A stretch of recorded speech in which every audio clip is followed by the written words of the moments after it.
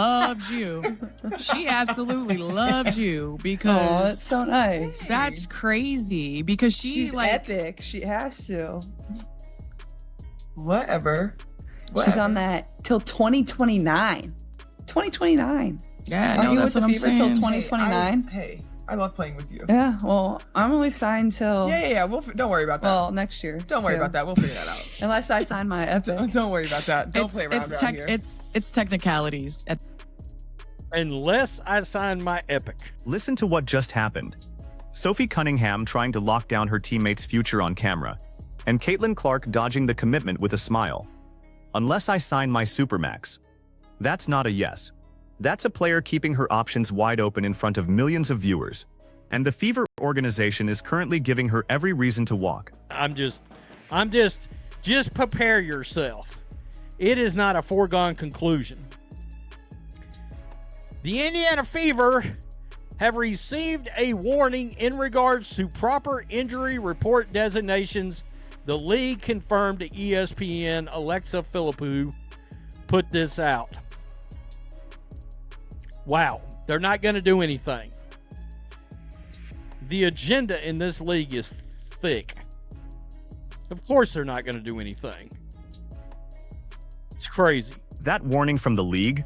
That's the WNBA telling the Indiana Fever they violated injury reporting protocol, and then doing absolutely nothing about it. Caitlin Clark was ruled out of Wednesday's game against the Portland Fire roughly 24 hours after she was nowhere on the official injury report. ESPN's Alexa Philippe broke the news. A league source confirmed it to The Athletic.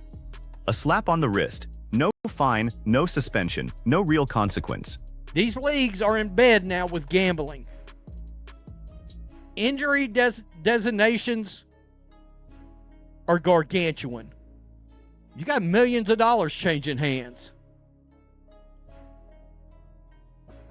And guys, the Department of Justice, because of gambling dollars, will get involved in something. They will absolutely get involved in something. If they think something's not going down right because of all the money involved with gambling, they will look at it. This is the part nobody in mainstream sports media wants to talk about.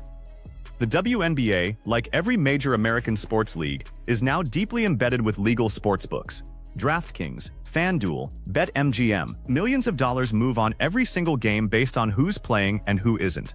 When the league's biggest revenue driver gets ruled out 24 hours after she's left off the official report, that's not a paperwork error. That's a market-moving event. The NBA fined the Lakers and Clippers six-figure sums for similar violations during the LeBron and Kawhi load management era. The Department of Justice has shown repeatedly it will look at any sport where gambling integrity gets called into question.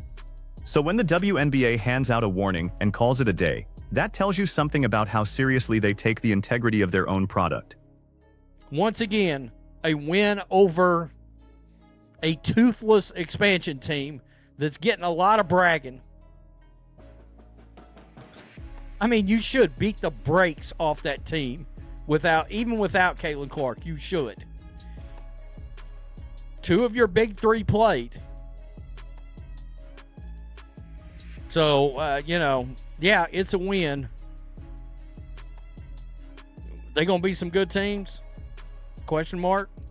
Just throwing that out there.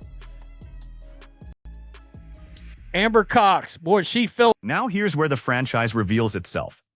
The Indiana Fever beat the Portland Fire 73-whatever in a regular season game against a brand new expansion team. And the team president, Amber Cox, is on social media spiking the football.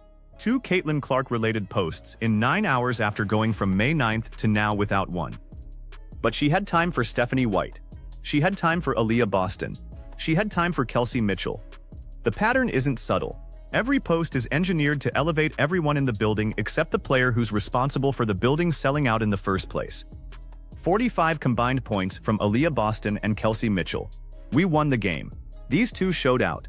That's the official messaging coming out of the front office. Once again, it is my belief that Stephanie White believes these are the two players she wants to build around. People notice this shit. You and your organization are a bunch of lying scammers. Fire them all. Oh, by the way, before I read the rest of these, there's a little video coming out of of Stephanie White and Caitlin Clark having a little interaction, and people are doing the, see, they get along great. Well, we know Caitlin Clark's got too much class to just go out there and blatantly show her ass all the time. She's not going to do that. This is the head coach and the franchise player having a sideline moment that's now being passed around as proof everything's fine in Indianapolis. Look how well they get along. See, no problem here. Caitlin Clark is 23 years old and a complete professional. She knows the cameras are on her every time she breathes. She's not going to throw her coach under the bus on the bench in front of a sold-out arena. That would be the most unprofessional move of her career, and she hasn't made one yet. So a polite interaction in front of 17,000 people proves nothing about what's happening behind closed doors. What we saw earlier this week, the visible frustration, the body language during timeouts, that boiled over. And that's the part the franchise wants you to forget. Please get a center. I bet you guys won't, though. Hey, they cut a guard. Some are wondering if they cut that guard with a trade coming down the pipeline. Can I throw this out there? I'd trade next year's first and Kelsey Mitchell for a badass big.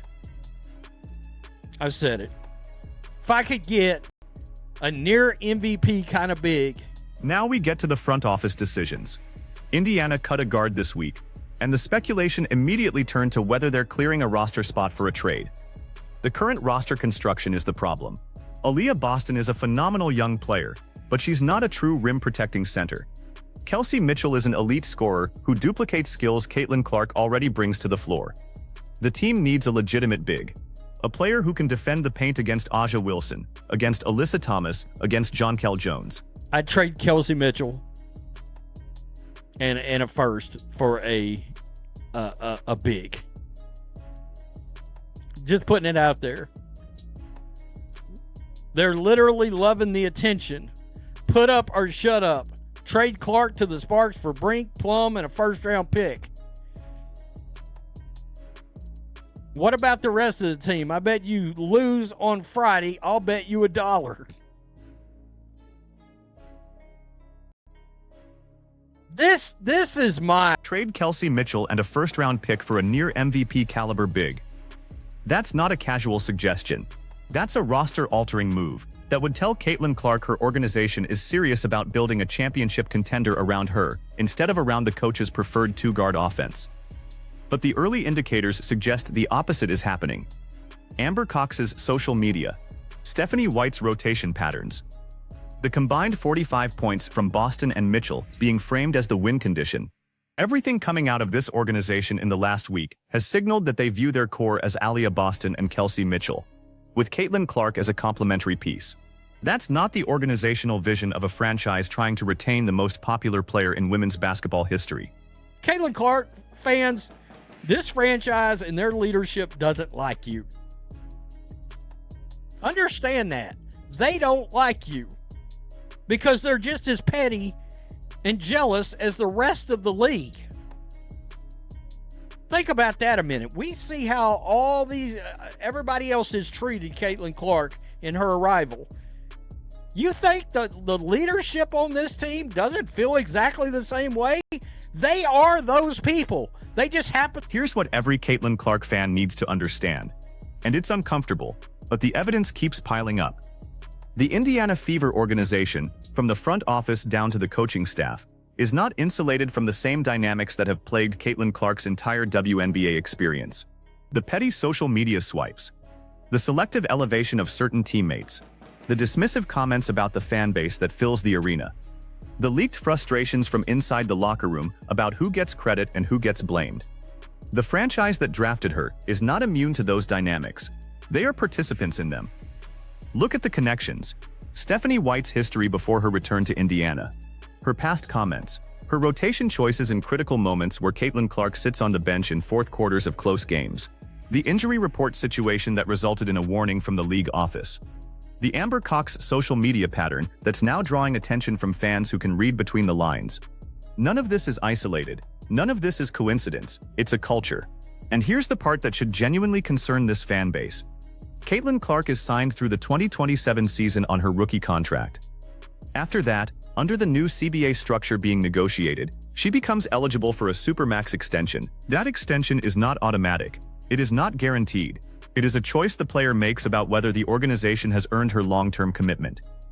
And when the camera catches her on the bench joking with Sophie Cunningham about not signing that Supermax, that joke is information.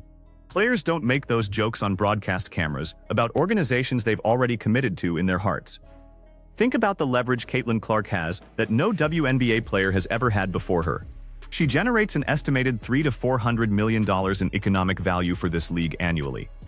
The Fever sold out every home game last season and have been selling out road arenas across the country.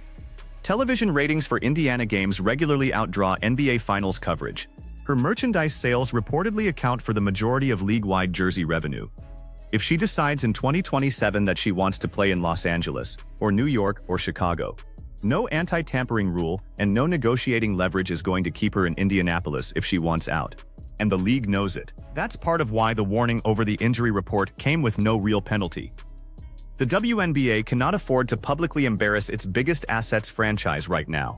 The optics of fining Indiana significantly would invite questions about how the league is treating Caitlin Clark. Questions the league office is desperately trying to avoid heading into a new CBA negotiation and an expansion year. Meanwhile, the Indiana Fever organization is conducting itself like they have all the leverage. Like Caitlin Clark needs them more than they need her. Like the social media trolling and the rotation choices and the locker room dynamics are inconsequential because she's locked up until 2027 anyway. That is a profound miscalculation. Players have memories. Players talk to other players. Players watch how organizations treat their stars. And the entire league is watching this situation unfold in real time. So here's the question that matters. If you're Caitlin Clark, sitting on that bench, watching Amber Cox elevate every teammate except you, watching Stephanie White's offensive system marginalize your strengths, watching the front office cut depth pieces while refusing to address the obvious roster needs, watching the WNBA itself give your franchise a meaningless warning while millions of dollars move through gambling markets based on your availability, what are you thinking about when 2027 arrives? I think she's thinking about which franchise actually wants to build around her, which front office actually understands what she brings to the league, which coaching staff will run an offense that maximizes her strengths instead of trying to prove she can be good in a different system. And I think the Indiana Fever organization, through every single decision they've made in the last 6 months, has been giving her reasons to look elsewhere. Drop your prediction in the comments. Does Caitlin Clark sign that Supermax extension with the Indiana Fever? Or does she become the first true superstar in WNBA history to force her way out of the franchise that drafted her? Don't give me the politically correct answer. Tell me what the evidence is actually showing you. Hit the like button, hit the subscribe button, and we'll see you on the next one.